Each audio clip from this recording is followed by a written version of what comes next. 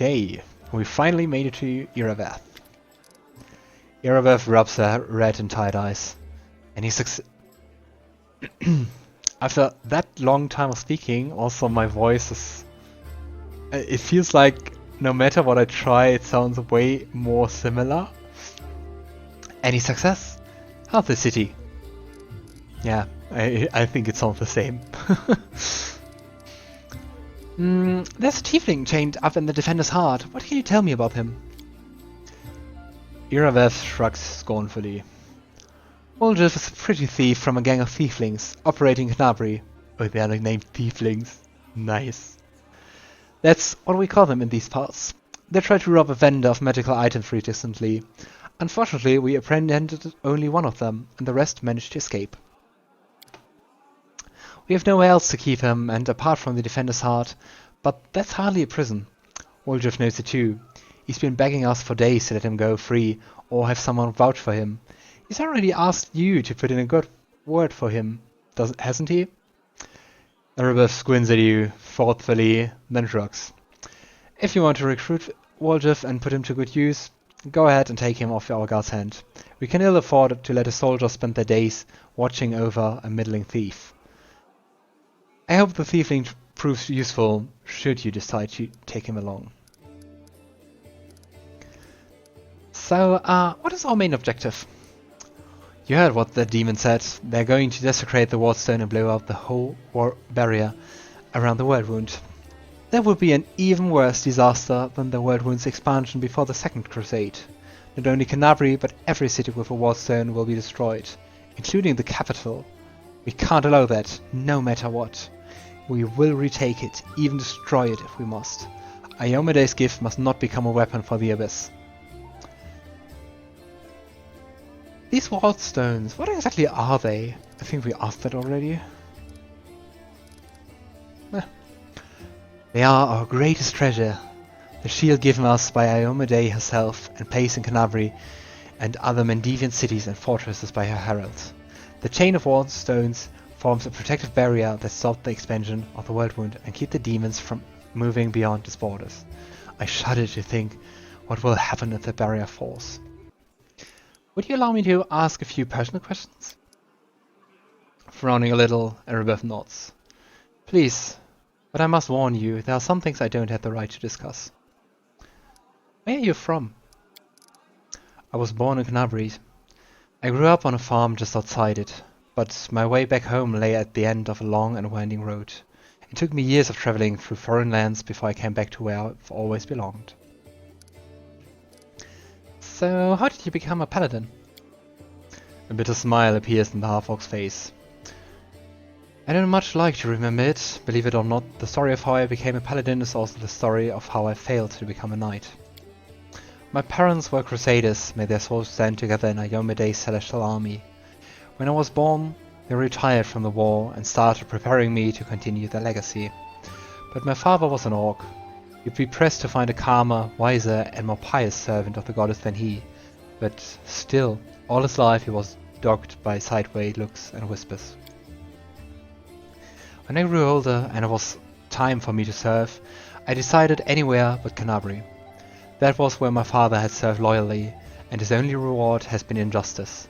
Besides, the witch hunters led by the honorable prelate Halrun stalked the city with heavy hand. Who knows what they'd have done to a strange girl with green skin. Instead, I went to...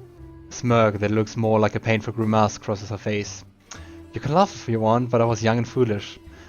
I chose Lastwall of all places. You can imagine how well I was accepted in a country that's been battling the orcs of Belkzen since its foundation. Oh, the irony. All of Belkzen. While orcs can be found throughout Golarion, nowhere else are they as plentiful or live in as densely populated settlements as in the hold of Belkzen. Belkzen is an unforgiving wasteland filled with shrub brush, steep mountains and uneven badlands, where water is scarce and generally limited to the seasonal flood road. There were many like me, but we were all treated as second-class citizens. To the locals, my green skin was worse than leper scabs. Even my brothers in faith kept their distance. I took my vows and the goddess granted me the powers of a paladin, but even then, not a single order would accept me into their ranks. I spent another 6 months knocking on doors before I realized a simple truth. I serve iomedae, not these people. I don't have to prostrate myself before them, so I left, as a paladin, but not a knight. Elves are often looked on with suspicion in human countries and even more in dwarven countries, but half-orcs don't have any nation where they can feel truly accepted. Oh. So, how did you come to join a knightly order? I left Lastwell and went travelling. The goddess guided me, and my path led me to where the atrocities were happening. I often fought in exchange for gold, but never for unworthy aims, of course. I wandered the river kingdoms for a few years, killing monsters and tracking down criminals. Sometimes I thought I was wasting time, that my true place was in Kenabres, but I pushed those thoughts away. I didn't even want to think about going back, but in the end, divine providence had brought me to my senses. It happened in Timon. It happened in Timon. I was tracking a gang of bandits, which my employer suspected was a cover for Resmiran spies. I imagined it to find their lair, but inside I found something far more dangerous than spies, an unholy temple to Zon Kuthorn. When I broke in there, the cultists were about to sacrifice someone, the person who was destined to become my wife, Anivia. But that's another story. No. Resmiran. The realm known as Resmiran was once just another turbulent, violent river kingdom. Lots of river kingdom references. The Archduchy of Malkat, where leadership changed as often as the years. This ended in 4661, when the land was conquered by Resmir, a tyrant claiming to have ascended to godhood. Well, Zon Kuthorn. The deity Zon Kuthorn, also known as the Midnight Lord, the Dark Prince, and the Prince of Pain, God of Darkness, Envy, Loss, and Pain. Sounds a bit like Shah from D&D. Possesses one of the most twisted and evil-minded in the great beyond. His position as God of Pain is well earned, and he has been the root of countless tortures, murders, and worse throughout the time. He was once a benevolent demigod named Dobral, but was corrupted when he travelled to the far, dark place between the planes and returned in his current form. His half-sister Shelyn still holds out hope that she can redeem him, though the Lord of Shadows shows no sign of remorse or compassion. After I cut down the cultists, I examined the papers, and I couldn't believe my eyes. A network of evil cults had spread throughout all of Avistan, including Mendev. Whereas the documents clearly showed that their allies, the Templars of the Ivory Labyrinth, had infested my native Kenabres, and were even among the ranks of the Paladins. After that, delaying my homecoming would be tantamount to desertion. Luckily, I was no longer alone. Anivia was eager to destroy the cultists as I was. Templars of the Ivory Labyrinth, pledging their lives to Baphomet, now of course Labyrinth. The cultists schemed to subvert the good works of the Crusaders. They caused trouble in Crusader camps, instigating fights and egging participants on the greater violence. They spread lies and sowed the seeds of fear with voices sweetened by magic. Some even have assumed the roles of holy crusaders and risen in the ranks of the other knightly orders, waiting for the moment when their treachery can be used to achieve a most foul end. Anivia and I hurried to Kenabres. We couldn't trust anyone. The papers indicated that the cultists had infiltrated everything. Luckily, I had some experience in investigation, and my beloved, the half-orc, smiles warmly. She knew her way around working locks, tailing people, and trading information with the city bottom feeders. Soon we defeated, alas, not the whole Hydra, but a few of its head. Do you know who turned out to be the leader of the cultists? The commander of the Eagle Watch. Can you imagine? While Prelate Halron was chasing witches throughout the city, the enemy had infiltrated the very order responsible for internal security. The scandal reached the ears of the Queen. At first she planned to disband the order in disgrace, but then she offered its command to me, and put its salvation in my hands. Of course there was one small catch. I wasn't a knight, but I was made commander just the same, skipping the usual progression through the ranks. What a career! So, how did the people of Kenabres feel about your background, especially with your well, fear before that. They tolerated it surprisingly well. It shouldn't have been so wary. Crusaders don't tend to be prejudiced as a rule. After all, heroes from all over the world, even from other continents, come here to fight the demons. Apparently, the people were only suspicious of full-blooded orcs. Nah, great. There were already many like me here, and we don't have any problems. Though the locals do have their superstitions. Mendef is as merciless as Last Wall. They just have a different set of victims. I guess tieflings would be more harassed in the city. I kept seeing those same sideway looks and scowls, hearing the familiar whispers. But where once they used to whisper behind my back and point at me, now they whisper in my ear and point at someone else. It's so strange to be on the other side of humiliation. To wipe the spit from your face and suddenly be invited to change your position and spit at someone else. You must have figured out by now that I'm talking about tieflings. I did. It's true, there are many of them among the cultists and few among our crusaders. And our fighters do all they can to drive away those who would be our allies. People shun them, call them a reloose spawn, or even worse, as if they chose to be born like that. I believe it's quite a feat to rise against the call of one's blood and join the forces of good. Still, most only see them as the enemy. I once saw a knight bleeding to death because he wouldn't let a tiefling priest touch his wound. So stupid. Alas, I've been able to change this in all my time in Kenabres. I haven't been able to. Tell me about Nevia. We met in Timon as I was wandering aimlessly from one ordeal to another. We returned to Kenabres together to expose the Templars of the Ivory Labyrinth. The day the Queen knighted me was the second happiest day of my life. The first was the day of our wedding. But Anivia isn't just my beloved. She's my staunchest ally. We share every victory and every defeat. The best of me is alive, thanks to her. Thank you for saving her back then, the day Kenabres fell. Before I return, the only thing giving me the strength to protect the defender's heart was the hope that I could see her again. We are in your debt. Thank you for your answers. Irabeth nods without saying a word. Tell me about the Eagle Watch. It was a small order, created to fight not only demons but also the enemy within. To maintain the purity of the Paladin ranks, prevent heresy and identify spies. And it failed miserably at that. The Templars of the Ivory Labyrinth infiltrated it and formed their nest within its ranks. After the Queen entrusted me with leading the order, Anivia and I practically built it from scratch. We got rid of dead weight, people who weren't committed. We organized ways to transmit messages and orders safely. We introduced reliable ciphers. We found tacit allies around the city, from crusader orders to street beggars. This was my personal crusade, to purge the city of the Templars who had infested it. And I thought I was winning, and I could feel it. We were so close to driving the cultists out of Kenabres, but Irabeth frowns.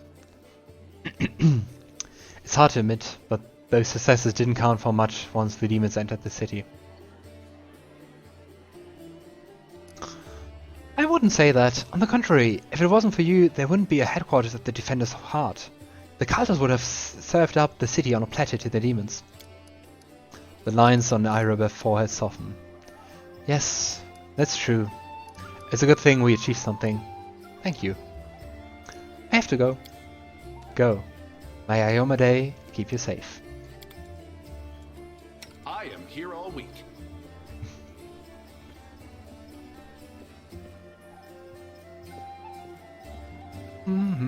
Okay, then try to free Woljif now. So many information we got. Here we go. To the basement.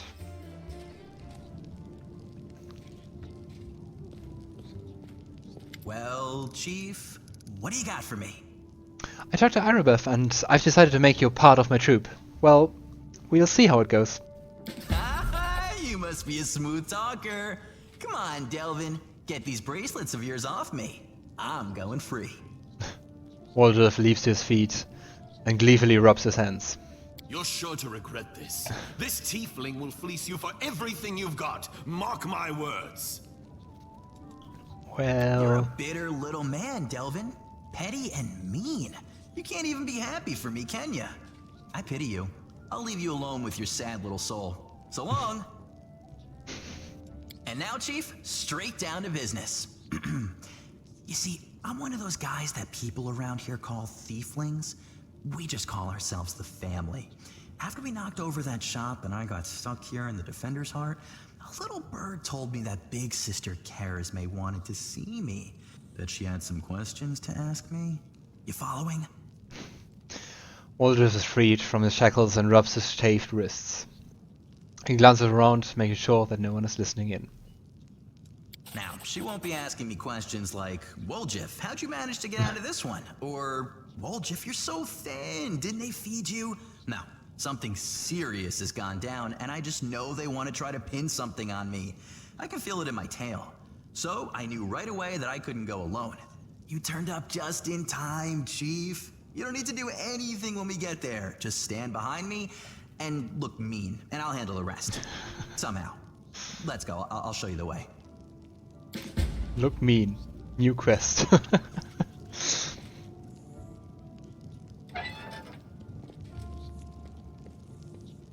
I'm still wondering about all those levers. See another one?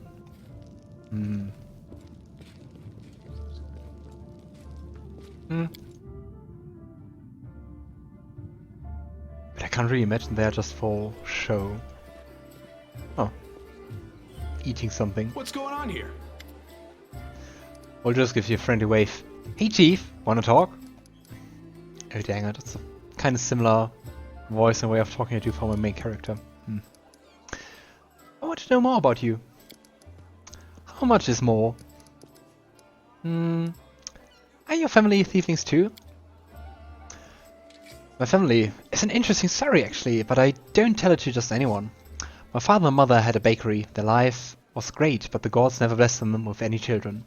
One day my mother went to the river to wash some clothes and saw a basket floating downstream. Inside the basket was a baby, adorable and chubby and fast asleep. It was yours truly.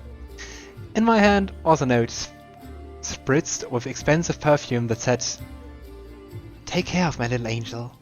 My mother brought me home and she and my father realized right away that I was heaven sent. I think that's something people rarely say about tieflings.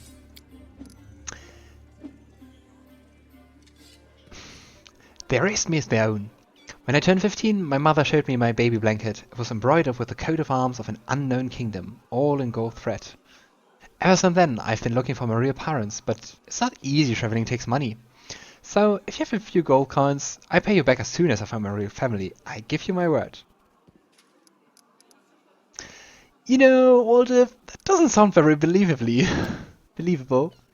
Seriously? Usually everyone just believes everything I say. People love stories like that. You know, a cute baby, a basket, a blanket. What's not to laugh? They look at me differently, as if I'm worth more just because the sheets I spit up on might have had a fancy coat of arms on them. Woljif laughs bitterly. If I was really a prince, I wouldn't be sitting around here, I can tell you that much. I'd have already gone to take what was rightfully mine. And then I'd come back with an army so I could watch the guards and merchants who pushed me around all my life bow and scrape before me. But that's not gonna happen. Wanna hear the real story? The true story is boring. My family is human, both my father and my mother. They used to live in a village nearby. I forget the name. When my ma had me, my old man got so mad he almost killed her. Pinned her to the wall and started asking questions like why his son had horns and a tail. Well, my ma told him that her mother, my grandma, used to fool around with a demon. When he heard this, Daddy Dearest got drunk, trashed the house and then took off. Well, the classical demon devil king. I don't remember any of this, of course, my grandma told me. I was about 3 years old when my mother brought me to Kenabres and left me with my grandma. She said to her, "You and your demons have ruined my life, now you handle him." Then she left. I haven't seen her or my dad since. She did leave a blanket though, that part was true. But my grandma burned it because it was infested with lice. It wasn't even good enough to use as a wreck. You think after all that my grandmother saw light? You think after all that my grandmother saw the light, felt rightly ashamed and kissed my horns? I wish. Woljif grins nastily, his yellow eyes flashing. People used to give her trouble for fooling around with a demon. She wasn't welcome anywhere, so she got angry. Normal kids get backtime stories, see, but the only tales I got told were how my dad was worthless, my ma was a slut, and I was a demon spawn that no one cared about. She only kept me so I could help around the house and steal things she needed. So, that's the truth. I can say, tell me the real story of your family? Ah, he just repeats it. So, how did you become a tiefling? Woljif grins happily. I already was a tiefling and life made me a thief. I've been in this business since I was a kid. My grandma used to say, if you don't work, you don't eat. And she gave me as an apprentice to Igor, a tiefling neighbor of ours. He was a cunning old geezer. He knew how to take a purse of somebody's belt, how to cut open bags undetected, even to do some magic. I used to climb through basement windows and open doors from the inside while I was still small enough. And when I grew up and stopped fitting through doors, I decided I was done with my education. I repaid my grandma for everything she'd done for me, which was absolutely nothing. Why would I feed her if she wasn't bringing me any money? If you don't work, you don't eat. So I took off. I got bored of my teacher too, but when I was as much as hinting at leaving, he said I owed him for my education. So I just nodded, and then I joined the Owlbears, the gang that ran our district, and told them that Igor was working their territory. I don't know what happened to him, but I stayed with the Owlbears. Then their leader started giving me the cold shoulder. I did steal from him, but never that much. So I had to rat him out to the guards. Then I joined the Golden Hands. That was a good time. Rich pickings. I would have stayed with the Golden Hands, but the Northmen promised me a bigger cut if I told them where the Golden Hands kept their loot. I'm no fool, of course, so I told them. Oh boy. After that I only had one option, to join the Northmen. And then the family came. At first no one took me seriously, calling them tieflings and all that, but I felt it right away. They had power behind them, and they had some more money. I'm always on the winner's side, chief, that's why I joined the tieflings. And right on time, some thugs came from the capital and made the Northmen leave. The ones who survived are the family now, too. Alright then, how about you tell me about the tieflings? Alright, I won't tell you everything, mind, but I can tell you a little. The tieflings are Mendevian thieves. The gang was started in Mendeve's capital by someone or other, and soon after they spread all over Golarion. They are also called the family. You know why? Because of tieflings are easy to spot. Wherever we go, guards always hassle us asking, "Are you lost or summoned, Hornhead?" We usually say we are visiting family, and if they say, "Oh yeah, who?" you give them the name of a local tiefling, who confirms everything even if he's never seen you before in his life. That's why we're all brothers and sisters. There are rules. Who does what, who gets what cut. I won't say it's a lot, but they make it worth your while. They even heal you if you take an arrow, but the bigger no-no is this. You don't steal from the family. If you don't contribute to the shared pot, you get the cold shoulder. You won't be treated like family no more. And then everyone will hear that you went to visit some relatives who have a farm someplace. My best guess, the farm is some underground well beneath Kenabres where they breed grave worms. If Sister Charisme, our boss, looked the other way more often, I'd really be able to spread my wings.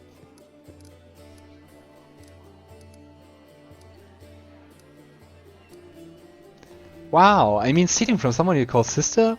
That's low. Birds fly low before a storm. I'm just surviving best I can. Woljif fixes you with a look. Imagine the situation, Chief. You're 7 years old, you come home and your own grandma, your family, is lying there drunk and there's no food because you got wasted in the morning and didn't cook anything. And you know that she has a stash under the 3rd floorboard.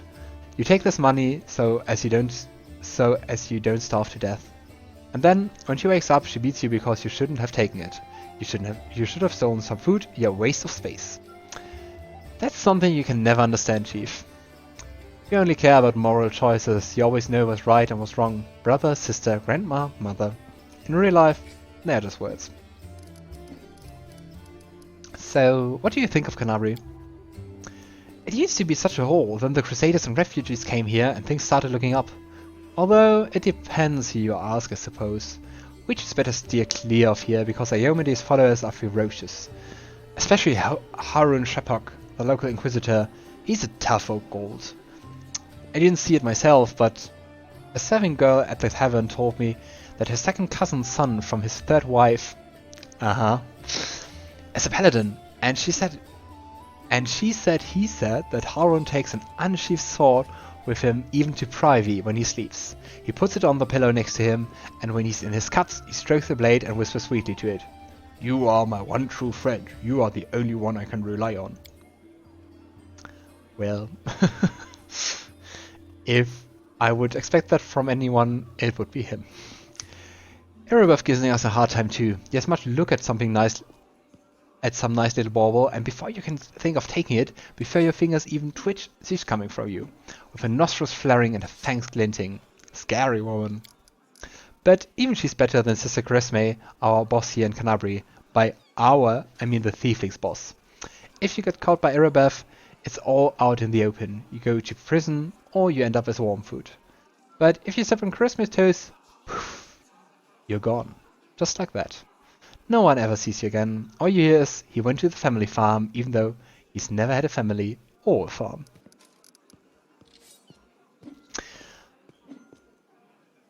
I mean, you have demon blood inside you, so do you feel drawn to the abyss? Would be kind of good to know while we're fighting demons and stuff. Woljif's tail whips back and forth nervously, raising clouds of dust. Why, are you an inquisitor or something? What's it to you? If I've wronged you somehow, just come out and say it. Don't ask me trick questions. I know how it happens. I used to know a fella, he was married to the sister of a guard. Some shady types got him drunk one night and started asking him suspicious questions about the gods, about the queen. So he wakes up hungover with a headache, someone's mumbling something, it smells like smoke, and his feet are kinda hot. He looks down and there's a fire under him and the prelate is reading out his sentence. Oh boy. The shadow you just conjured, the black-blue thingy, that looked kinda strange. What kind of magic is that? Everyone is scared. Except the cleric. The cleric is chill. Ladies and gentlemen, roll up, no dark magic, no fraud, a trick without any deception. Woljif snaps his fingers and blue flames engulf him. The shadow that was previously lying calmly at his feet grows, floating in the air behind him. It's the shadow of a huge horn-winged demon with claws. Ta-da! It doesn't do anything, it just looks scary. I remember when I was little, an old beggar showed me and my friends how to make shadow puppets. You put your finger together in front of a light and it makes the shadow of a deer or a dog or a dove on the wall. I tried so hard, I wanted to make the best shadow. And I did. It just happened. Woljif shrugs sadly. Funnily enough, that's the last time I had any real friends. They tried to stone me later, screaming at me, calling me a demon. A tiefling is always a demon, or these wimps. Even the lowest ranking drunken gnome thinks he's better than me just because he hasn't got horns or a tail. The poorest beggar in the filthiest gutter thinks he's better than me. Most people would never show their shadow again after that first time, but I don't care. If stones start flying again, I just run. I'm used to it by now.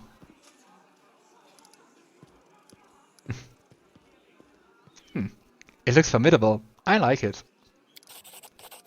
Woljif chuckles, pleased. What about the blue fire? That's my favorite part. And it doesn't burn at all. If I had a coin for every time I've caught a beating for my little show here, I'd already been proposing to Godfrey. But still, I don't want to give up something so beautiful. Enough. I want to talk about something else. Go ahead, Chief. Alright, I have to go, so let's just talk some more later. Woljif shrugs. Whatever, you're free to do as you please. Is he part of our party? He is, but he's also already upgraded. And he's an Irish scoundrel, so I think a rogue? I guess.